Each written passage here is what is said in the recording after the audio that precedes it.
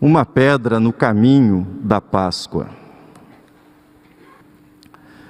O primeiro sermão de Páscoa foi feito por um anjo cujo nome não sabemos.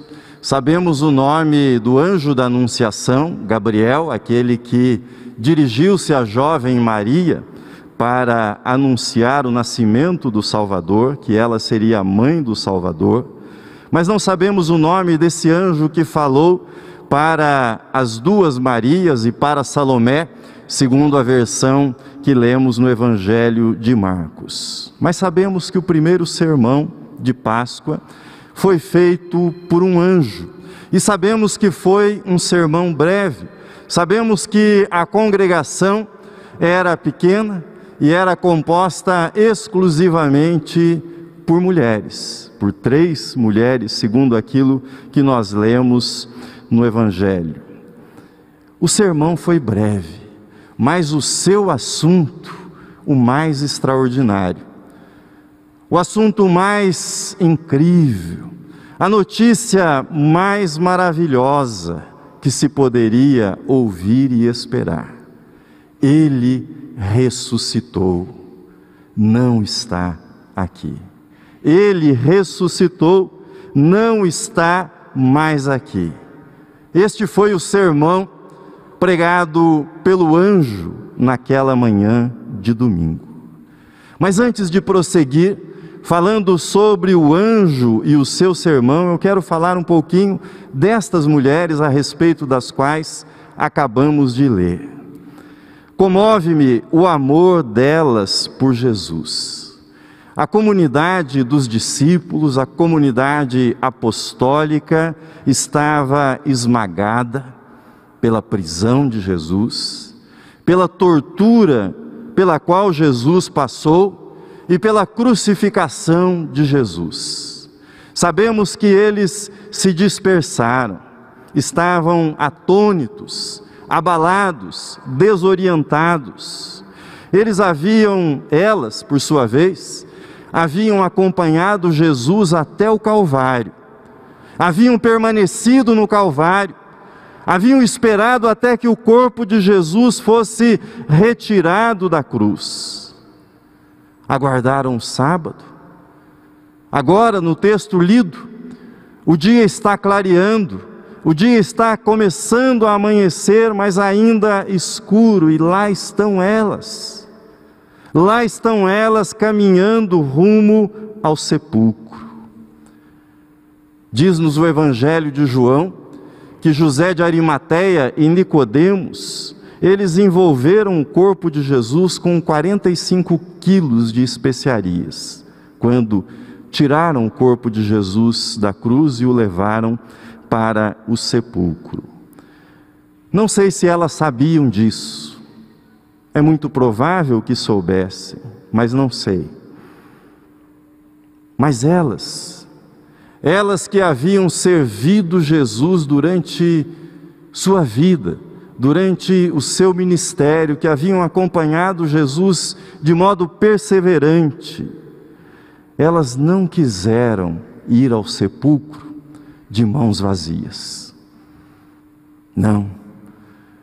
Elas que haviam servido com as suas mãos Jesus, não quiseram ir ao sepulcro de mãos vazias.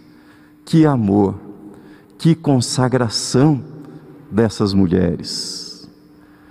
Mas o amor e a dedicação não livram da preocupação. O contrário é verdadeiro. Quem ama se preocupa, e às vezes se preocupa em demasia. Tantas vezes o amor e a dedicação se fazem acompanhar da preocupação. E era o caso delas. Elas tinham nas mãos as especiarias com as quais prestariam a homenagem ao seu Salvador, Cristo Jesus, mas elas tinham no coração uma preocupação. Qual era a preocupação delas? À medida que caminhavam, conversavam entre elas e diziam: quem nos removerá a pedra? Quem nos removerá a pedra da entrada do túmulo? Era uma pedra grande, do tamanho da roda de uma carroça, e além disso, de ser uma pedra grande, uma pedra que elas não poderiam jamais remover, aquela pedra tinha o selo da lei romana, e ainda havia os guardas que estavam ali para impedir que a pedra fosse removida, que ninguém se atreveria a fazê-lo. Diziam elas: quem nos removerá a pedra? Quem nos removerá a pedra? Ainda escuro, elas foram comprar os aromas para embalsamar Jesus. O sol começava a se levantar e elas estavam na estrada. Elas não tinham um plano, elas não tinham uma solução para remover a pedra, mas elas caminhavam. Não tinham ideia de como isso poderia ser feito, mas elas caminhavam. Sabiam elas que aromas não movem pedras, mas elas caminhavam em direção ao sepulcro. Quem caminha no caminho da Páscoa, caminha não porque tenha uma solução para o problema. Quem caminha no caminho da Páscoa, caminha porque o amor faz caminhar. Caminha porque o amor é a força que impele. Caminha porque o amor é essa força que empurra, mal o dia amanhece. Caminha porque o amor leva adiante, o amor faz seguir a milha seguinte.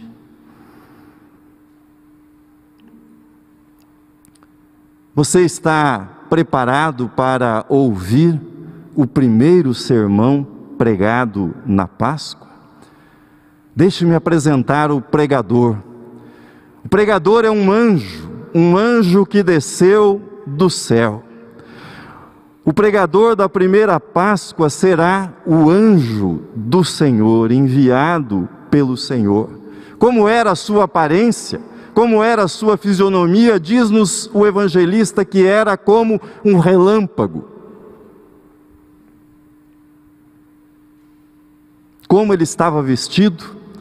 Com vestes mais brancas que a neve. Sua aterrissagem provocou um terremoto, abalou os guardas que ficaram desorientados, apavorados, como que mortos.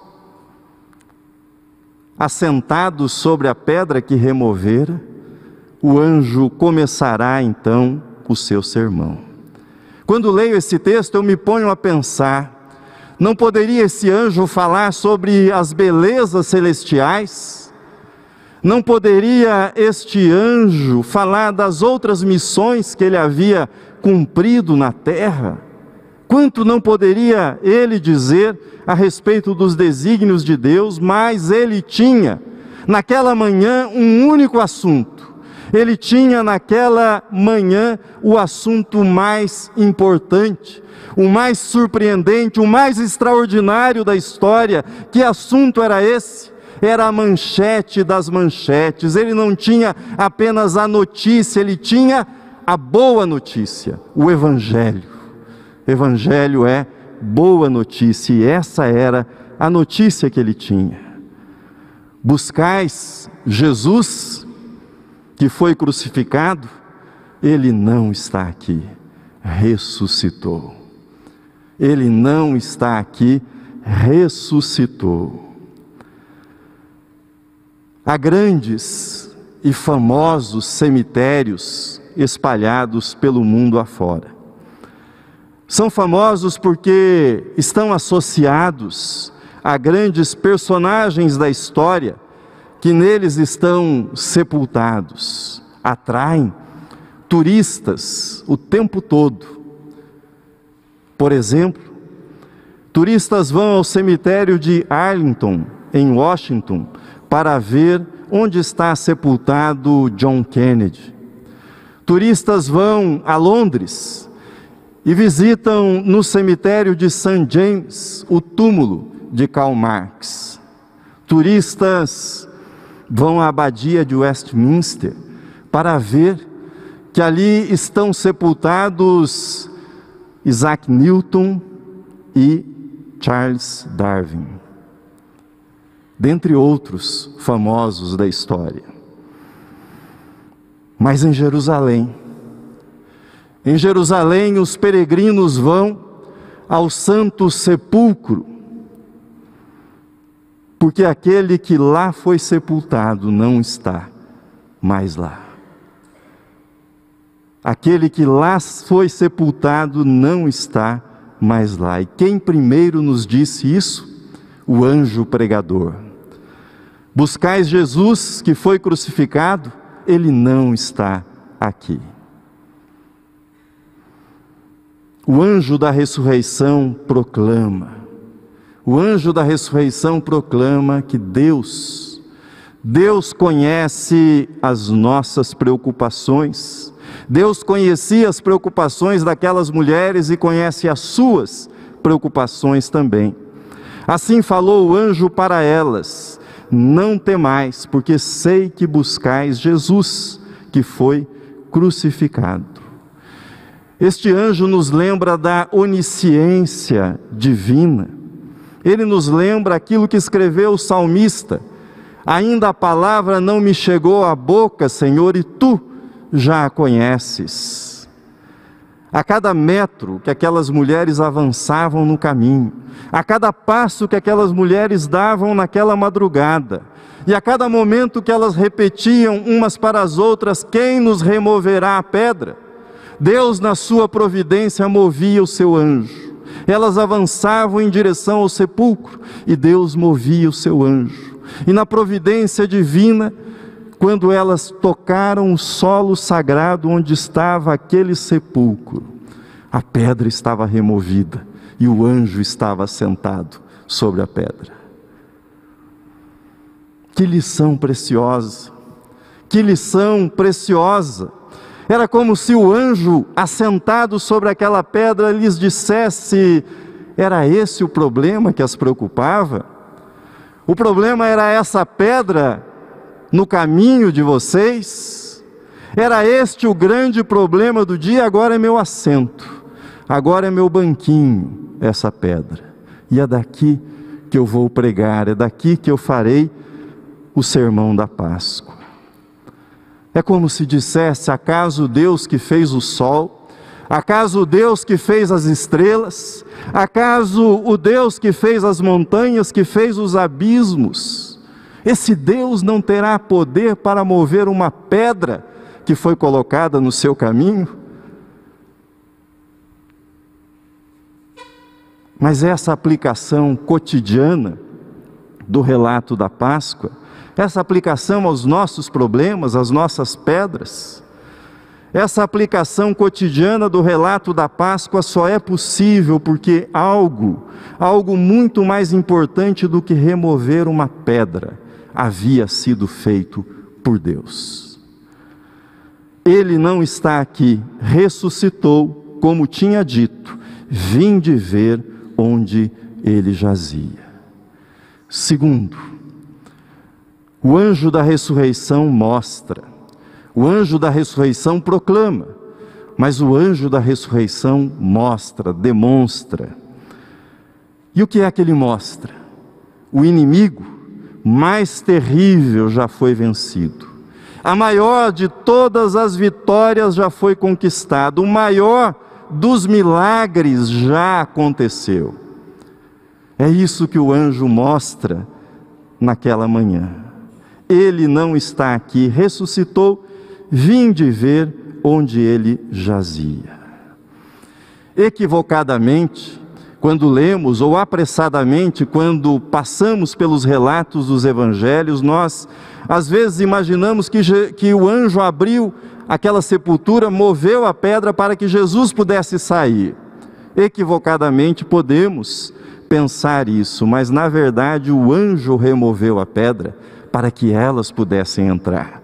O anjo removeu a pedra para que elas pudessem ver que Jesus não estava mais lá, que Jesus havia ressuscitado, que Jesus estava vivo. Ele removeu a pedra para que depois João e Pedro pudessem entrar e ver que Jesus não estava mais lá e que eles não haviam crido em vão.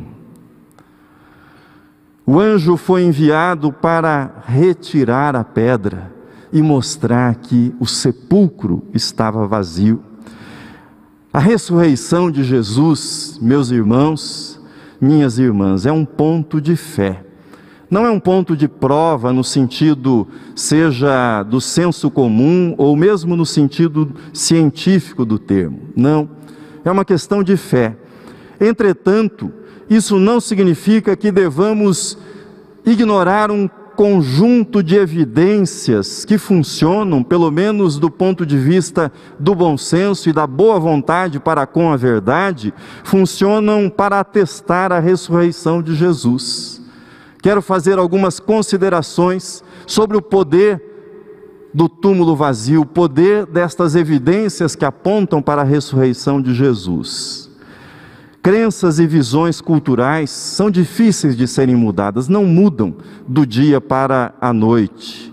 Normalmente são necessários anos, décadas, séculos, para que determinadas crenças possam ser alteradas. Porém, no caso da fé cristã, crenças e costumes seculares, alguns deles milenares, foram alterados num prazo curtíssimo, na verdade num prazo de semanas. Os cristãos adotaram após a ressurreição de Jesus um conjunto de crenças e práticas que eram abertamente contrárias a práticas e crenças tanto do judaísmo quanto daquelas crenças do mundo greco-romano. Sob o ponto de vista de um grupo religioso que busca aceitação social, essa não é a melhor das estratégias. Um grupo que busca respeitabilidade, que busca granjear a simpatia dos seus contemporâneos, essa não é a melhor estratégia. Todavia, sob a perspectiva de quem olha pela história, essas mudanças, elas evidenciam que a ressurreição de Jesus ocorreu, que a ressurreição de Jesus é um fato. Eu vou assinalar rapidamente para vocês algumas dessas mudanças trazidas pelo sepulcro vazio. Primeiro, o dia da adoração passou a ser o domingo e não mais o sábado, como era para os judeus. Imediatamente os cristãos começaram a se reunir no primeiro dia da semana, o domingo. A razão para isso, Jesus ressuscitou no primeiro dia, o domingo. Segundo, mulheres como testemunhas da ressurreição. O testemunho das mulheres não era aceito num tribunal judaico, não tinha valor para os judeus, mas os cristãos não esconderam que as primeiras testemunhas da ressurreição eram estas mulheres. Foram elas que viram o Cristo ressuscitado, foram elas que testemunharam a ressurreição de Jesus. Se eles estivessem trabalhando com uma invenção, trabalhando com uma fraude, certamente eles não cometeriam esse descuido. Terceiro, desprezo dos romanos e gregos pela ressurreição do corpo. Tanto gregos quanto romanos, eles prezavam a imortalidade, mas não a ideia de uma ressurreição corporal. Tal desprezo aparece, por exemplo, no sermão de Paulo em Atenas, quando ele anuncia a ressurreição de Jesus. Veja a reação dos gregos. Quando ouviram falar de ressurreição dos mortos, uns escarneceram e outros disseram: a respeito disso te ouviremos noutra ocasião. Quarta evidência, modificação da crença judaica na ressurreição somente no juízo final. Gregos e romanos não esperavam uma ressurreição, não acreditavam numa ressurreição corporal, e os judeus acreditavam que haveria uma ressurreição, mas somente no dia do juízo final. Afirmar que alguém havia ressuscitado antes do juízo final era correr um risco sério de cair na zombaria. Quinto, passagem do monoteísmo judaico ao monoteísmo trinitário cristão. Essa foi uma mudança de enormes consequências. Muitos judeus, na sua fidelidade monoteísta, pagaram com a própria vida, recusando-se a adorar imagens de imperadores. E os cristãos, que eram oriundos desse monoteísmo judaico, passaram a adorar a Cristo, a confessar que o homem Jesus não era só homem, ele era Deus, a aceitar aquilo que Jesus disse: eu e o Pai somos um. O que produziria isso, senão a ressurreição? Sexto, o surgimento da igreja. O primeiro século testemunhou o aparecimento de muitos líderes, de muitos movimentos messiânicos, movimentos que se rebelavam contra Roma. Tais líderes foram executados, seus seguidores rapidamente se dispersavam. Nenhum desses movimentos reivindicou que o seu líder tivesse ressuscitado. Nenhum movimento fez isso. Mas aqueles que seguiam Jesus passaram a dizer: ele vive, ele ressuscitou. A reunião daquele pequeno grupo de discípulos que estava disperso, que estava amedrontado, e a transformação pela qual eles passaram, não tem outra explicação. Não tem outra explicação senão a ressurreição de Jesus, o encontro com o Cristo vivo. Preste atenção nisso. A natureza contracultural, ou seja, contrariando a lógica, contrariando o bom senso, contrariando as expectativas, a natureza contracultural do anúncio da ressurreição pode ser resumida em duas observações de dois grandes teólogos da atualidade, Tim Keller e Wright. Eles dizem assim: os relatos da ressurreição no Novo Testamento eram demasiado problemáticos para serem inventados. Quem quer inventar uma história, capricha mais. Eram demasiadamente problemáticos para serem inventados. E o segundo diz: afirmar que o líder original revivera não constituía uma opção. No horizonte cultural e religioso do mundo antigo, não constituía uma opção, a menos, é claro, que isso fosse verdade, a menos que isso tivesse ocorrido. A ressurreição continuará sendo objeto de fé, não de prova, mas isso não significa que devamos ignorar essas evidências históricas que apontam para a sua veracidade, para o fato que ela se realizou. As palavras do anjo pregador continuam ecoando poderosamente nesta manhã. Buscais Jesus, que foi crucificado, ele não está aqui, ele ressuscitou. Terceiro, o anjo da ressurreição insta, ele proclama, ele mostra e ele insta: ide depressa e dizei, ele ressuscitou, ele ressuscitou. Esta exposição ficaria incompleta se eu não chegasse a esse ponto. O Evangelho é encontro, o Evangelho é encontro com o Cristo vivo. O Evangelho é o túmulo vazio, sim, mas o Evangelho é encontro com aquele que saiu do túmulo, com aquele que vive e com aquele que ressuscitou para encontrar-se com você. O Evangelho é o encontro com o Cristo que morreu na cruz por nós e reviveu. E eis que Jesus, diz o texto que lemos, e eis que Jesus veio ao encontro delas e disse: salve! E elas, aproximando-se, abraçaram-lhe os pés e o adoraram. Então Jesus lhes disse: não temais, ide avisar meus irmãos que se dirijam a Galiléia, lá me verão.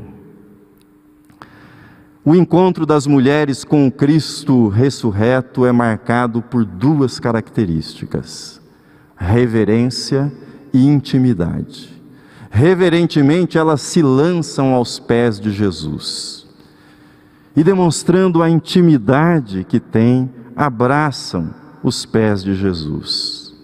O encontro com o Cristo ressurreto é marcado sempre por essas duas características: reverência e humildade, intimidade. Jesus revela-se aos apóstolos amedrontados, aos apóstolos que estão trancados nesse ambiente de intimidade. Ele revela-se a Pedro, que está devastado pela culpa, também nesse ambiente de acolhimento e de intimidade. O mesmo ele faz com Tomé, que revelara ceticismo em relação à sua ressurreição. O que desejo destacar para vocês é que o encontro com o Cristo ressurreto, ele é sempre suave, ele é sempre pessoal, ele é sempre íntimo. Muitas das aparições de Jesus, essas aparições se deram no contexto de refeições, dentro da casa, num ambiente de intimidade, ou no caminho, na jornada, como aqueles dois que iam para Emaús. Veja os versículos 16 e 17, diz assim: seguiram os 11 discípulos para a Galileia, para o monte que Jesus lhes designara, e quando o viram, o adoraram, mas alguns duvidaram. Isso caminhando mais adiante no Evangelho de Mateus. Você já prestou atenção nisso que é dito? Jesus aparece, Jesus se manifesta ressurreto, mas alguns duvidaram. Alguns duvidaram. Imagine se a dúvida seria permitida numa missão de natureza militar, ou num ambiente de corporação, num ambiente de vendas. Afinal, você precisa acreditar no produto que vende, mas Jesus não é um produto, nunca será um produto. Jesus é uma pessoa. E o que Ele quer não é impor a sua ressurreição, o que Ele quer não é vender a sua imagem, o que Ele quer não é prosélito, Ele quer amigos, Ele quer gente que o ame, que o reconheça, que entregue o coração, a vida para Ele. Termino.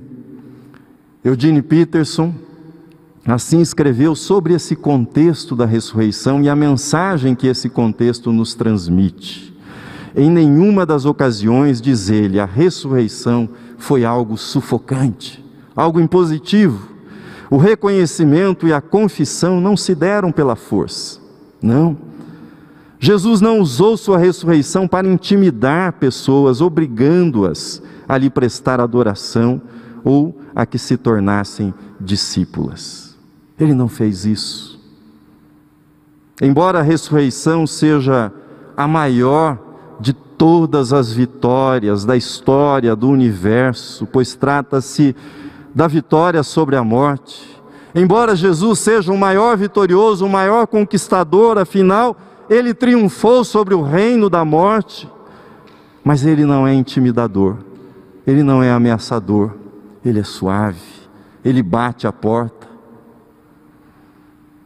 Creio de todo o coração que a ressurreição, como tentei demonstrar para vocês, ela se realizou na história. Ela ocorreu de fato, porém, não é no cemitério da história. Não é no cemitério da história, das provas, que Jesus será encontrado, mas sempre no jardim do coração, no altar da consciência, na mesa da alma, que Ele vem ao nosso encontro. Nesse espaço sagrado de intimidade, de comunhão, é que o Cristo ressurreto vem para você, vem para nós e nos chama de amigos, nos chama de irmãos. Buscais Jesus, que foi crucificado, Ele não está aqui, ressuscitou, disse o anjo pregador. Amém.